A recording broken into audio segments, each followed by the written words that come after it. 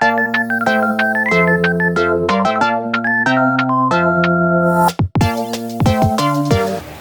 po, mapagpalang araw po mga kabisnes naming minamahal.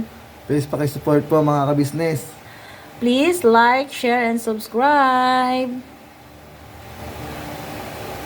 Please support po Vera and Lito Official. Yun, pakisuportahan natin po mga kabisnes. Opo. Meron na pong sariling YouTube channel si Kuya Vera, si Kuya Lito at saka si Ate Vera. Thank you po. Ano lang po, unahin nyo, Vera and Lito, no? Vera ang nauna. Baka minsan kasi Lito, una, Lito and Vera. Opo. Una po si Ate Vera kasi mas malaki siya.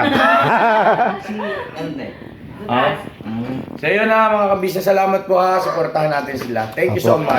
Thank you po. Support po mga kabisnes, Vera and Lito official. Opo. Yan. Official na po sila mga kabisnes. Opo. Na sila Thank you ay po. isa na excuse me po, isa ng vlogger. Thank you po. Sa larangan ng YouTube channel. Thank you po. Ate Kuya. Please subscribe, like, and share. Yun o. Salamat. Maraming salamat po sa suporta nyo lagi sa Vera and Lito Official mga kabisnes. At syempre, wag po natin kalimutan ang Kabisnes Official, Papa Dins TV, at ang Kabisnes Family.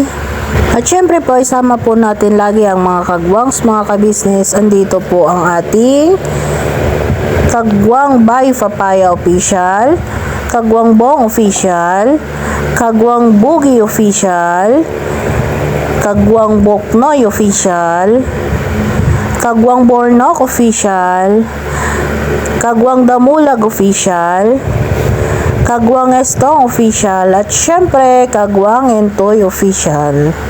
At syempre Kagwang Wakiwak Official. So yun, mapagpalang araw mga kabisnes namin minamahal. Kamusta po kayo dyan? Sana nasa mabuti kayo po kayong mga kalagayan mga kabisnes. Naimbag ngal daw tayo amin mga kabisnes namin minamahal. So, ngayon po kakauwi ko lang po, galing sa Kabisnes House mga kabisnes. So, andito na po tayo ngayon sa munting kwarto namin. So, for today's video mga kabisnes, may gusto lang akong sagutin or gusto lang ako sabihin sa isang tao na ayaw mapakali, putak ng putak sa lahat ng comment section na mapupuntahan niya. Walang iba po kundi si Rick Aningat. Papangalanan ko na po siya mga kabisnes dahil may mga screenshot ding pinapasa sa amin na lagi niyang banggit ang buong pangalan namin ni Lito and Vera. Na anong pinagyayabang niya mga kabisnes.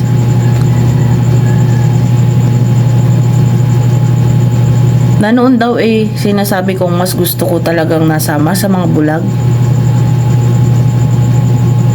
Opo mga kabisnes, sa mga bago po sa Kabisnes Family, bago pong subscriber, opo, mayroon pong vlog noon ang Kabisnes Official na vlog po doon na sumasama ako sa 2 bulag at ako ay nag-guide. Opo, totoo po yun. At nasabi ko po yung panahon na yon kung magkano ang kinikita namin. At nasabi ko rin sa kanya na okay naman yung pagsama ko sa kanila. Na mas gusto ko na lang sumama sa kanila kaysa magtinda na galing sa puhunan, ang puhunan ay galing sa utang. Opo mga kabisnes, kasi yun yung time na wala na po akong puhunan, gawa nga ng galing ako sa sakit, di ba po? Yun yung sabi ko sa kanya. Na yun ang pinagmamalaki niya mga kabisnes na may record daw siya. So what? Kung may record ka, di ba? Nagsabi naman na kami kila kuya at ate. Sinabi rin namin sa kanila kung ano yung mga nasabi namin noon. Na oo, di ba? Nasabi namin sa'yo. Ano sabi ko?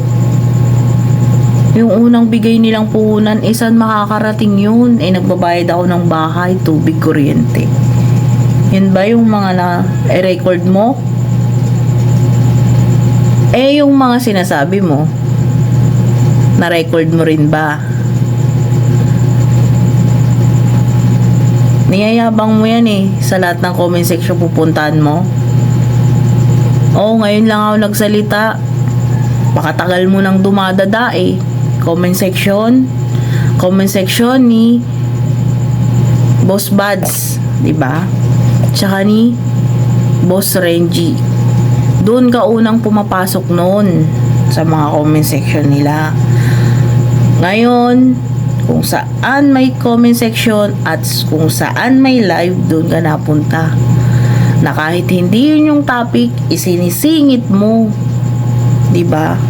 2 days ago or 3 days ago, ay pasa naman sa akin yung screenshot.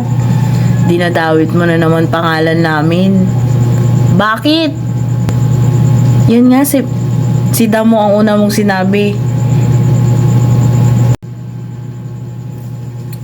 May sinabi ka kay Kuya Damo. Tapos dinugtong mo yung pangalan namin ni Lito. Tapos anong sabi mo? Sinabi ko nga noon na mas gusto kong nasama sa mga bulag. Kasi nakaka 800 kami a day. Hindi lang 800, kuya. Di ba nasabi ko noon? Hindi lang 800. Hanggang 1415 a day. Mali ka nang sinabi. Di ba sabi mo nagre-record ka? Ba't hindi yun nandun sa record mo? So, ganito. Hindi ko i-detalye dito kung anong mga naging usapan natin noon. Pero yun lahat, mga naging usapan natin, inasabi ko na kila ate at kuya. So ngayon, para bida ka naman. Total, gusto mo lagi bita-bita, no? Naamon kita ngayon. Ilabas mo nga yung record. Record ng mga usapan natin. Lahat ng usapan natin, ha? Walang cut. Labas mo pati yung mga sinasabi mo. Pati yung sinasabi namin. Labas mo.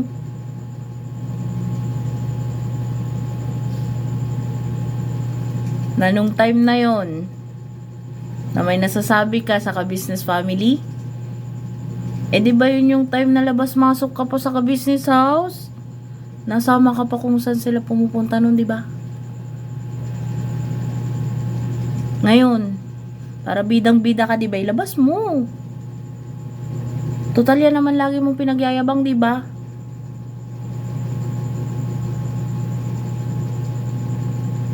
Pero dapat lahat ng usapan natin, hindi lang yung sinasabi ko, para fair and square. 'Di ba?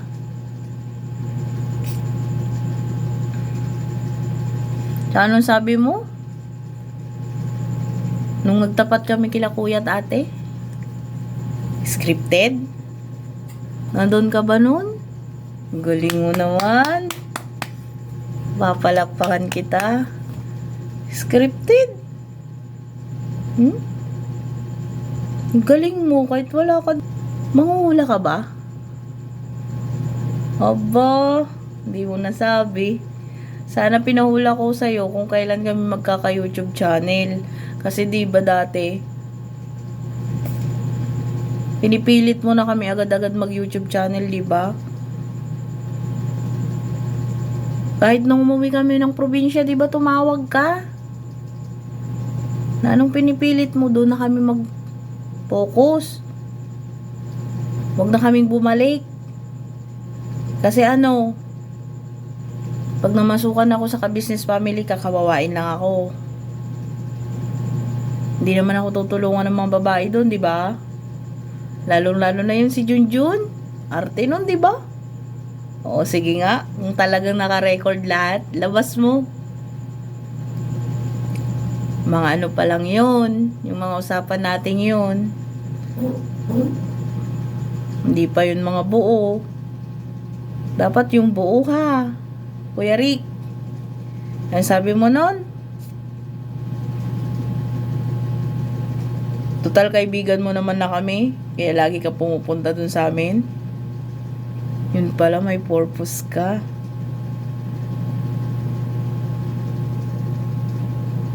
Kahit labas-masok ka sa ka-business house, meron kang ginagawa, niluluto. Ba't namin nasabi? Bakit ko nasabi? Hindi ka lang sa akin may record, di ba? Niyayabang mo. Pati sa ibang ka-business family member, di ba?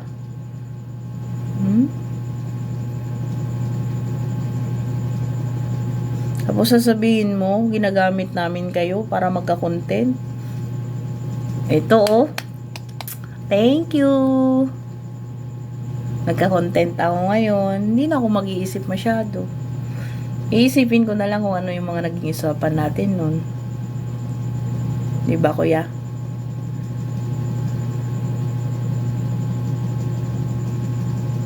Para hindi naman laging yung pangalan namin yung nababanggit mo. Nakakaya naman sa'yo. Babanggitin ko rin yung pangalan mo. Ito na yung gusto mo sa amin, di ba, magkaroon ng YouTube channel. Ikaw, binabanggit mo yung pangalan namin lagi sa ibang comment section. Niyayabang mo na binigyan mo kami ng tarapal. Na ikaw ang gumawa ng labas ng tindahan noon. Hindi. Sabihin mo yung katotohanan. Tinulungan mo lang ako kasi nadatnan mo na akong naggagawa dun, di ba? Ano ka ba? Kala ko naman totoo yung concern mo. Yun pala. Tinulungan mo ako para ipagyabang mo na ikaw ang gumawa. Ano pang sabi mo nun? Kung masama nga ugali ko, Vera, iko-content ko to. Content din to. Di ba? Pero ang sabi mo, wag na lang sabihin sa ka-business family, sa ka-business official, kay kuya ka-business na napunta ka sa amin. Kasi baka mag-isip ng masama. Ay, sinong may isip kayang masama ngayon? Yung mga time na yun, nagre-record ka na wala kaming pahintulot? For what reason? Sige nga. Ay, yung time na yun, labas-masok ka pa sa ka-business house.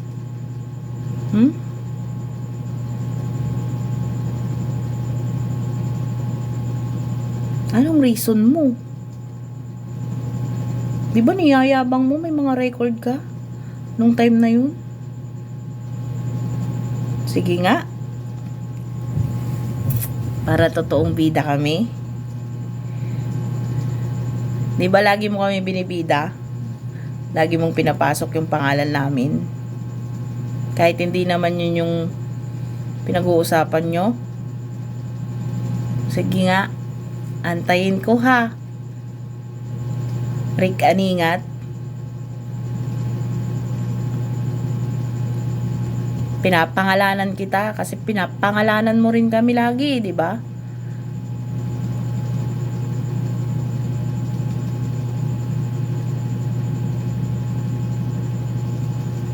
Tapos anong sabi mo?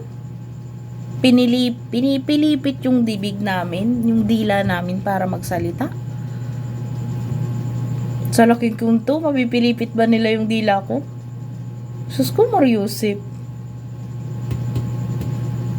Sabi nyo, may pinag-aralan ka, di ba?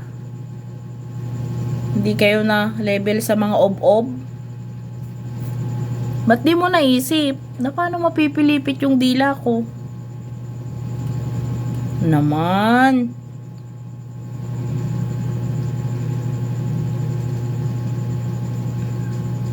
Tsaka di ba balat sibuyas kami? Kami ni Lito?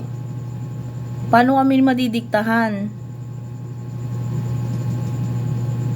Sige nga.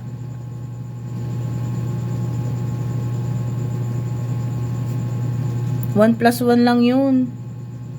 Kung totoo yung sinasabi nyo na dinidiktahan kami ni kuya, nang sasabihin namin, kung ayaw naming sabihin at pinagalitan kami, di balit sibuyas kami, di ba? Sus, Mariusip. Di ba pwedeng sabi din ng katotohanan na nangyari? Total naman, may record ka. Anong sinasabi mo kasinungalingan? Sa mga sinabi namin sa interview ni Kuya Kabisnes noon pa sa amin.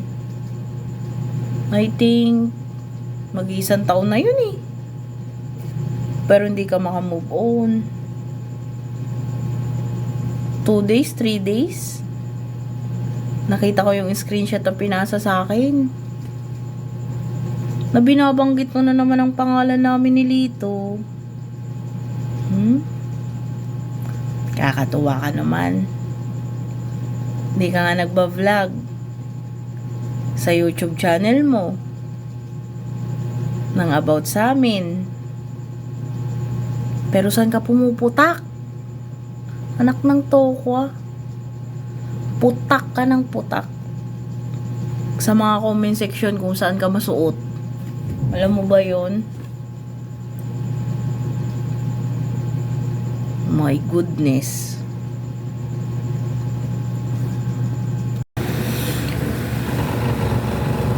O sige na, Rick. Tatapusin ko na tong video na to. At uulitin ko. Para kwento mo naman ang maging bida, ilabas mo yung record ng mga usapan nating pinagyayabang mo. Usapan natin ha, hindi lang yung sinasabi ko. Kailangan nandun yung conversation natin. Para maging bida ka naman. Diba? Sige, yan mo. Simula ngayon,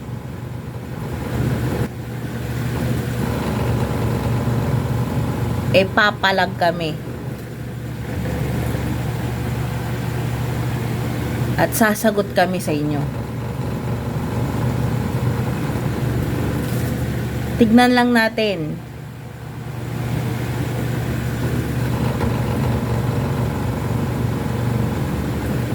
Mahirap naman kasi mga kabisnes. Kung lagi na lang kaming nananahimik. Sa totoo lang, ayaw naman namin ng ganito eh. Pero pinipilit kami. Sa mga nakapanood mga kabisnes ng pagtatapat namin noon kila Kuya. Pagtatapat, interview o ano man ang tawag doon. Kasi sabi nila interview na scripted. 1 year na, magwa 1 year na po yun eh. Pero hanggang ngayon, putak sila ng putak. Kung totoo, na may record siya, noon pa lang sana, pagkatapos ng pagtatapat namin, ipinagtapat na niya. Pinakita na niya, isinimbulat na niya yung mga record niya. 'Di ba? Total sabi niya kami ang sinungaling. 'Di ba, Rick Aningat? Hanggang ngayon sinasabi mo 'yun, 'di ba? Pinagbibida mo, 'di ba, na may record ka sa amin. Labas mo na. Dapat noon pa. Noon pa. Pagkatapos ng pagtatapat namin mo inilabas. Hanggang ngayon wala pa. Bakit? Hinihimay mo pa? Tinatanggal mo yung mga sinabi mo? My goodness. Labas mo lahat, boss. Diba? Dapat noon pa lang. Noon pa lang, pagkalabas ng vlogs na yun.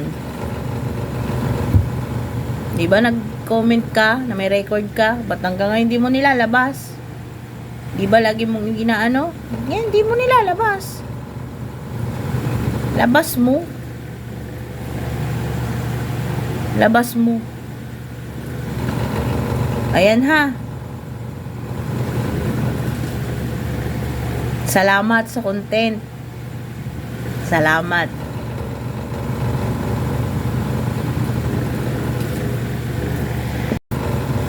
So yun mga kabisnes,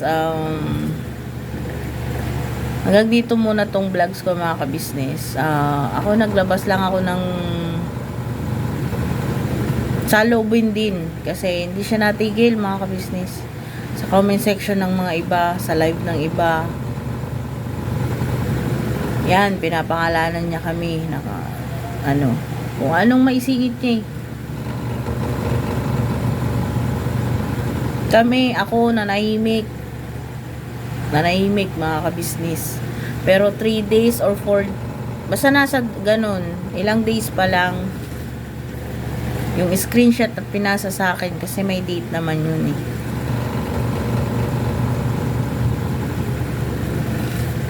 Nabinanggit na naman yung pangalan namin. Bakit? So ngayon, binanggit ko rin ang pangalan niya. Para hindi lang siya ang nagpapabida sa amin, lagi na lang. Gusto ko rin siyang maging bida sa vlogs ko ngayon. Diba po? Pasensya na po kayo kung anong mga ginamit kong pananalita. Kung anong narinig nyo sa akin. Kasi kailangan na rin eh. Kailangan na rin magsalita ako. Ang hirap kasi pag nananahimik ka lang, mga kabisnes. Kilala nyo ako hanggat hindi puno or ano, hindi nainis, hindi ako nagsasalita. Kilala nyo ako, mga kabisnes. So yun, mga kabisnes, siguro hanggang dito lang muna at aantayin ko na lang yung kanyang paglabas ng mga record namin. At sigurado naman ako, mga kabisnes, na karamihan ng nandito ngayon napanood na yung pagtatapat namin noon na napunta siya sa amin talaga. So yun, mga kabisnes, antayin na lang po natin yung ilalabas niyang record ng usapan namin. So mag-iingat po kayo lagi. God bless you all po. Birabanat lang po. Gusto ko lang po palang idagdag ng konti. Ito na po si Vera. Handang maglingkod at handa ring tumayo at magtanggol simula ngayon sa ka-business official sa Papa Dins TV. Kasi hindi ko nahayaan, mga ka-business, na lagi na lang tatapak-tapakan at lagi na lang pagtatawanan at lagi na lang sasabihan ng walang katuturan ang first family or ang buong family ka-business. Andito po kami na handa na maging tagapagsalita at tagapagtanggol ng buong family ka-business. Kasi walang iba, mga ka-business na magtatanggol, magmamahal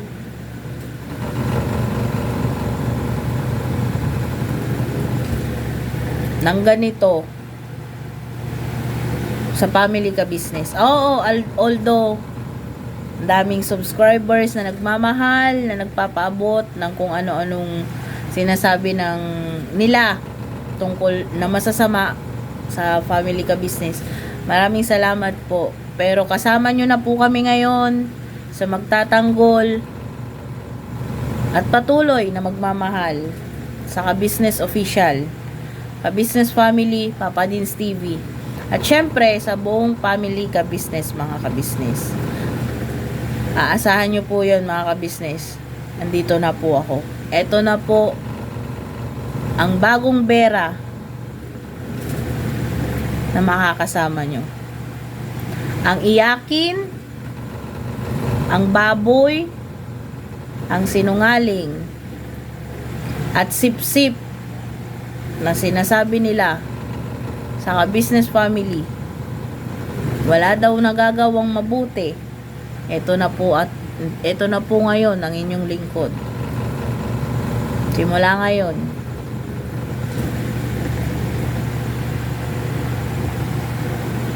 Love you po. Birabanat lang po.